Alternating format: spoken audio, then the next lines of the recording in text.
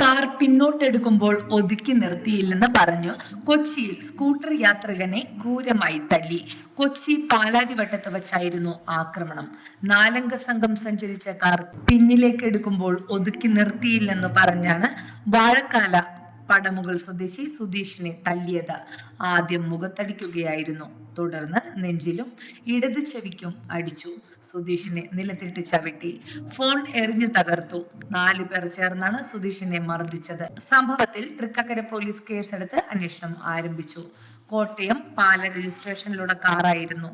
തല്ലിയവർ ഒളിവിലാണ്. കഴിഞ്ഞ ദിവസം സ്കൂട്ടർ യാത്രികരായ 3 യുവാക്കളെ കാറിലെത്തിയ ഗുണ്ടാ സംഘം കാക്കനാട് വെച്ച് ക്രൂരമായി മർദ്ദിച്ചിരുന്നു.